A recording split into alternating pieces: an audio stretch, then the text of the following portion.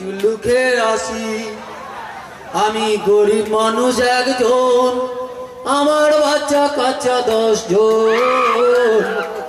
আমি গরিব মানুষ একজন, অনেক দুঃখেতে দুঃখী।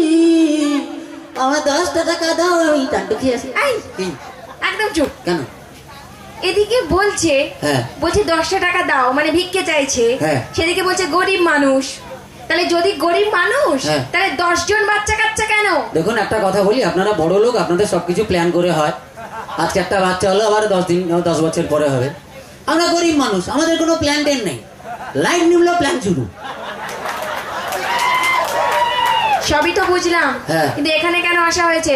গরিব মানুষ তো, আসলে ডাক্তারখানা ভালো ডাক্তার তো পাবো না। আমার আজকে প্রচুর রোগ আর কি, ওই জন্য কমা ডাক্তারের কাছে এসেছি, ওষুধ দেন।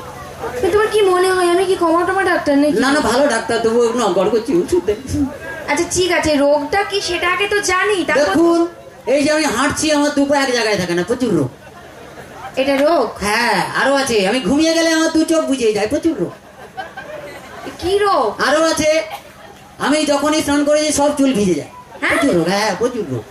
আর সব থেকে একটা বড় রোগ আছে, বলবো? এর থেকে বড় রোগ কিছু হতে পারে? হ্যাঁ আছে, আমি যখন হিসি মানে পেচ্ছাপ করি, সেটা পুরো জলের মতো।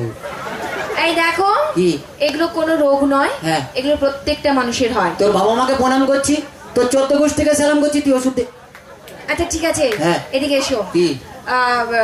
রোগটা তোমার ভালো হয়ে যাবে, কিন্তু তোমাকে একটা কাজ করতে হবে। কি কাজ? তোমার ওই জলের মতো পেচ্ছাপটাকে, ওটাকে পরীক্ষা করে আমাকে রিপোর্টটা দেবে, আমি তোমাকে ওষুধ দিয়ে দেবো, কেমন? না, পেচ্ছাপ আমি আমার বাবার জন্ম পরীক্ষা করো। কেন? মাথা খারাপ, পেচ্ছাপ আমি পরীক্ষা করো। আচ্ছা এরকম ভাবে ঘুরলে হবে না, বললে হবে, কেন করাবে না? পরশুদিন আমার বইয়ের রক্ত পরীক্ষা করতে গেছিল।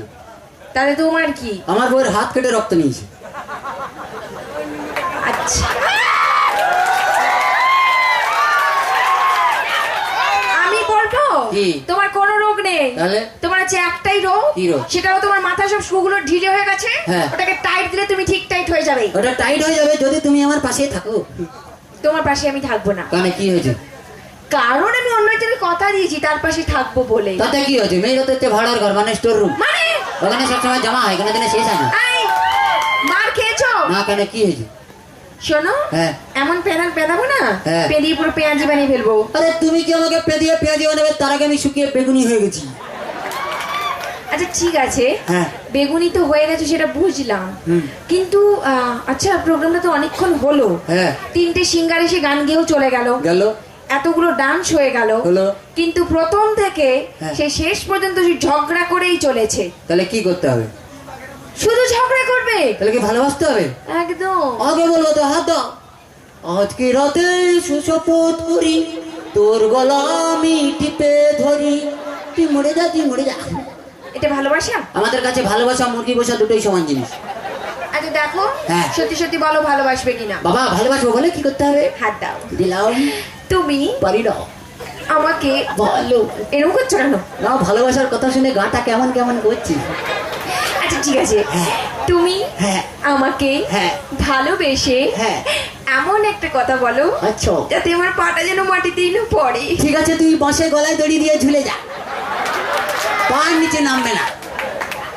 তো চলো, আর বেশি বকবো না, কারণ এরকম খ্যাগড়াকাটি মানুষের সঙ্গে অন্তত শুকনো প্রেম হয় না। বাজে কথা বলবে না, প্রেম আমরা করতে জানি, বরঞ্চ তোমরা বিশ্বাসঘাতক। এই চুপ করো। তোমরা প্রেম করবে আমাকে আর বিয়ে করবে আমার কাকাকে। একদম বেশি বকো না। বেশি বকলে মাথা খারাপ হয়ে যায় আমার। একদম মাথা আছে এখানে, সামনে আছে কাকা, গরুর ডাক্তার, ইলেকশন দিয়ে দিবে।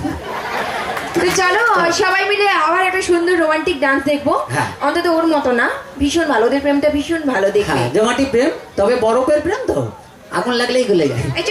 তো চলুন, আসুন আপনাদের সবার জন্য এই মুহূর্তে একটা সুন্দর রোমান্টিক ডান্স দেখবো। আর ডান্সের জন্য আমি মঞ্চে ডাকবো অগ্নির সঙ্গে শিখা। মঞ্চে অগ্নি, সঙ্গে শিখা, আপনাদের সবার ভালোবাসা।